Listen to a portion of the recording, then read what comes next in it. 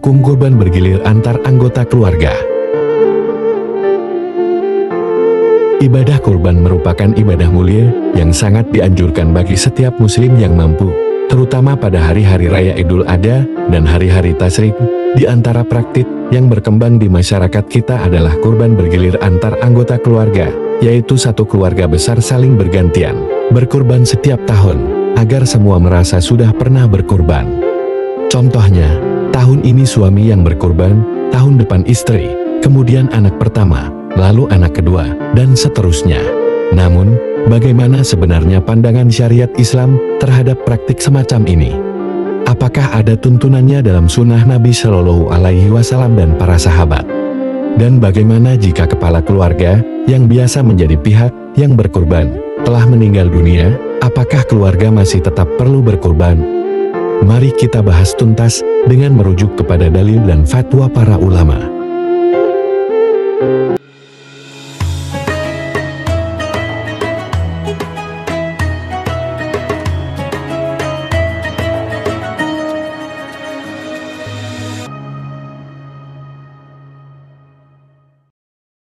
Kurban bergilir dalam keluarga tidak ditemukan dalam sunnah. Kebiasaan kurban bergilir antar anggota keluarga memang cukup populer. Masyarakat beranggapan bahwa hal ini adil dan memberi kesempatan bagi semua anggota keluarga untuk pernah berkurban. Namun jika kita telusuri dalam sunnah Nabi dan praktik para sahabat, tidak ada satupun riwayat yang menunjukkan bahwa Nabi Muhammad Shallallahu Alaihi Wasallam atau para sahabat menggilir kurban di antara anggota keluarga mereka. Justru yang dilakukan oleh Nabi adalah berkorban satu ekor kambing untuk dirinya dan seluruh keluarganya. Ini ditunjukkan dalam hadis berikut. Dari Anas bin Malik radhiyallahu anhu, ia berkata, Rasulullah Shallallahu Alaihi Wasallam berkorban dengan 2 ekor domba yang bertanduk dan gemuk, 1 domba untuk beliau dan keluarganya, dan 1 lagi untuk umat beliau yang belum berkorban. HR Ibnu Majah nomor 3122, Hasan. Juga dari Abu Ayyub Al-Ansari radhiyallahu anhu, ia mengatakan, di masa Nabi Shallallahu Alaihi Wasallam, seseorang berkorban dengan 1 ekor kambing untuk dirinya dan keluarganya. Mereka makan dan memberi makan dari dagingnya.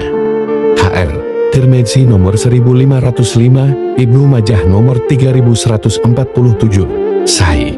Ini menunjukkan bahwa 1 korban dari kepala keluarga sudah mencakup semua anggota keluarga, selama masih dalam satu rumah tangga dan ditanggung nafkahnya. Fatwa ulama tentang korban keluarga.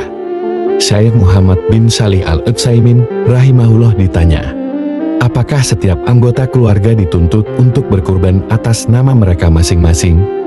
Beliau menjawab, tidak.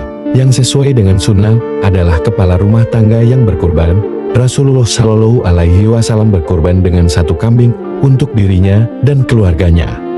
Andaikan disyariatkan setiap anggota keluarga berkorban sendiri-sendiri, tentu Nabi dan para sahabat akan mencontohkannya.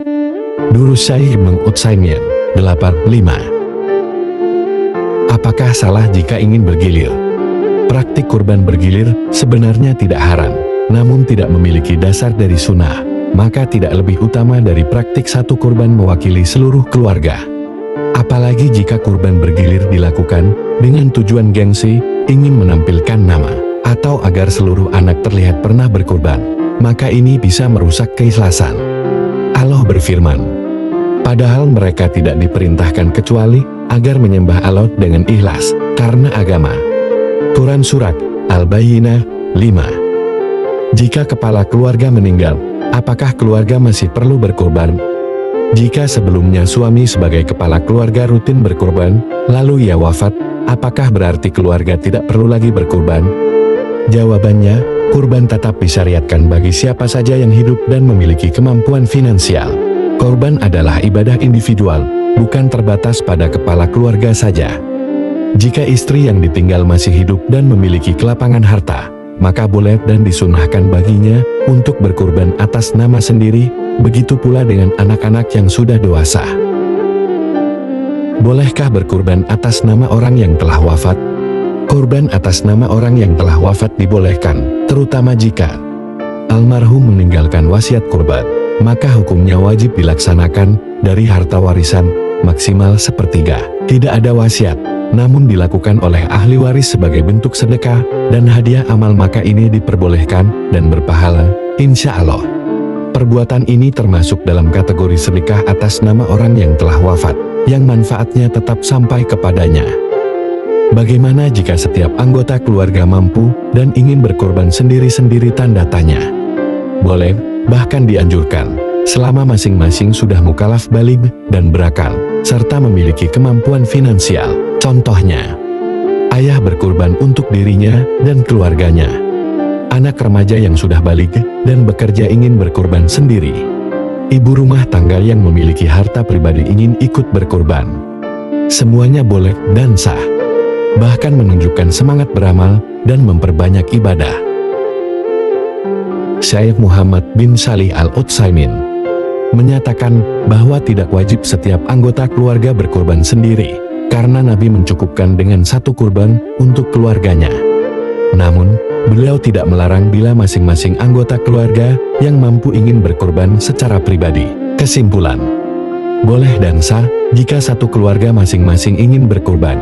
Hal ini menunjukkan kesungguhan dan cinta terhadap ibadah. Yang penting, niat ikhlas, tidak ria, dan kemampuan finansial terpenuhi. Daging-daging dan darah hewan kurban itu tidak akan sampai kepada Allah, tetapi yang sampai kepadanya adalah ketakwaan kalian. Quran Surat Al-Haid 37. Rangkuman kesimpulan tema kurban dalam keluarga. 1. Satu ekor kurban mencukupi untuk satu keluarga, sebagaimana dicontohkan oleh Rasulullah dan para sahabat. Ini menunjukkan bahwa kurban bersifat sunnah kifayah dalam lingkup keluarga. 2. Kurban bergilir antar anggota keluarga. Tahun ini ayah, tahun depan ibu, dan seterusnya tidak pernah dicontohkan dalam sunnah dan tidak ada keutamaan khusus di dalamnya. Namun, jika dilakukan tanpa niat ria dan semata karena keterbatasan kemampuan, maka tetap boleh dan sah. 3. Setelah kepala keluarga meninggal, kurban tetap disunnahkan bagi anggota keluarga yang masih hidup dan mampu. Bahkan, kurban atas nama almarhum juga diperbolehkan, terlebih jika ada wasiat. 4. Jika semua anggota keluarga mampu dan ingin berkorban sendiri-sendiri, maka hal ini diperbolehkan, bahkan menunjukkan semangat beribadah yang tinggi, selama dilandasi dengan niat ikhlas. 5. Yang paling utama adalah niat yang lurus, menjauhi ria, dan mengikuti tuntunan syariat. Berkorban adalah sarana mendekatkan diri kepada Allah, bukan ajang formalitas sosial. Sesungguhnya Allah hanya menerima amal dari orang-orang yang bertakwa. Quran Surat Al-Ma'idah 27. Walau alam bisawab. Semoga artikel ini bermanfaat dan menambah pemahaman kita dalam menjalankan ibadah kurban sesuai dengan tuntunan Rasulullah Shallallahu Alaihi Wasallam.